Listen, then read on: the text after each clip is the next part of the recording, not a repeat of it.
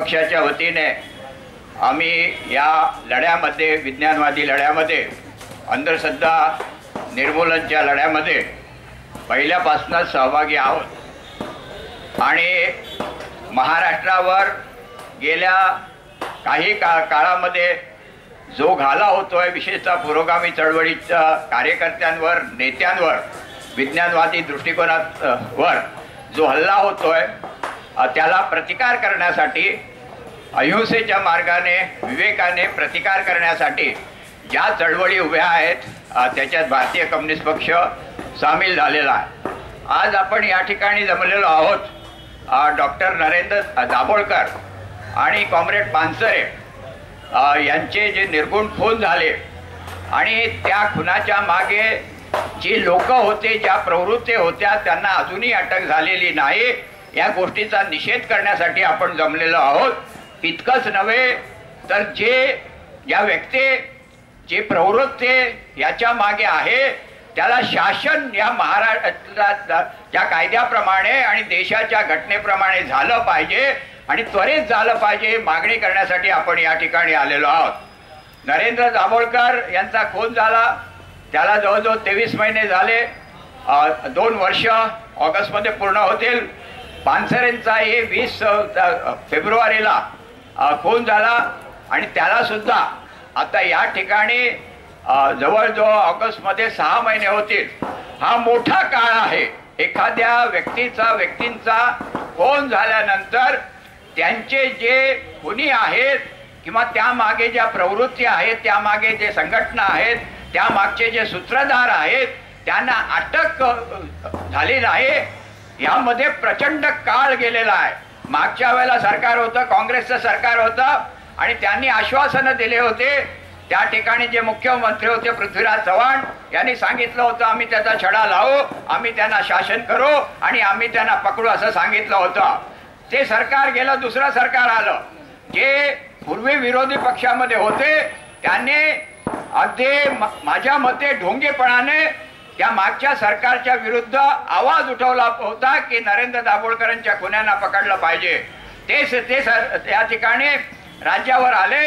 त्याच्यानंतर कॉम्रेड गोविंद पानसरे यांचा खून झाला, त्यालाही जवळजवळ आता 6 महिने होतील, परंतु या सरकारने, बीजेपी आणि शिवसेनेच्या या सरकारने त्याचा सुद्धा छडा लावलेला नाही आणि खुनी मोकाट फिरतायत आणि त्या प्रवृत्तीला हे पळ आलेलं आहे।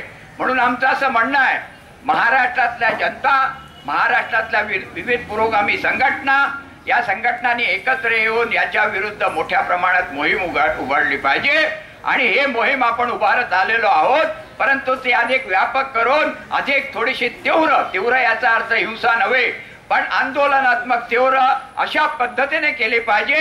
याच्यासाठी आपलं पुढचं पाऊल त्या ठिकाणी गेलं पाहिजे। या महाराष्ट्रामध्ये जे होतंय हे फार चिंतेची बाब आहे। महाराष्ट्र रोज म्हटलं जातं छत्रपती शिवाजी महाराज, शाहू फुले आंबेडकर यांचा हा महाराष्ट्र आहे, त्याचा आपल्याला सार्थ अभिमान आहे, पण तो महाराष्ट्र राहिलाय काय अशी या ठिकाणी प्रश्न विचारायचा वाटतो आणि तो महाराष्ट्र राहू नये त्याच्याबद्दल ज्यांनी प्रयत्न केले त्याच्या विरुद्ध आपल्याला खंबीरपणे उभं राहिलं पाहिजे। कारण तो महाराष्ट्र पुरोगामी होता, परिवर्तनवादी महाराष्ट्र होता। त्या महाराष्ट्रामध्ये विकासामध्ये सर्व सहभागी झाले होते।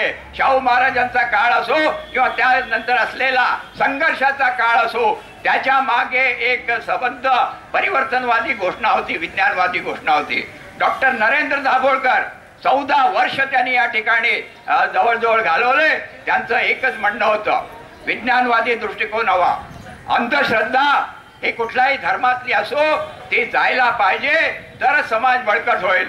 या ठिकाणी कुठल्या धर्माच्या विरुद्ध आपण नाही, कोणी नाही। डॉक्टर नरेंद्र दाभोळकर हे नव्हते आणि आपापला जो काही धर्म असेल तो सगळ्यांना त्या ठिकाणी प्रिय आहे आणि त्याबद्दल त्या धर्मामध्ये जे सांगितलं आहे त्याच्याबद्दल ते हे मार्ग हे करू शकतात आणि त्या मार्गाने ते जाऊ शकतात। परंतु या धर्माच्या नावाने ज्या ह्या आहेत आणलेल्या आहेत, ज्या प्रतिगामी आहेत, अंधश्रद्धेच्या आहेत, त्या संबंध याला आपल्याला विरोध केला पाहिजे आणि ती विज्ञानवादी दृष्टिकोन घेऊन विरोध केला पाहिजे, हे अंधश्रद्धा निर्मूलन समितीची त्या ठिकाणी घोषणा होती आहे आणि डॉक्टर नरेंद्र दाभोळकर यांची घोषणा होती. त्यांनी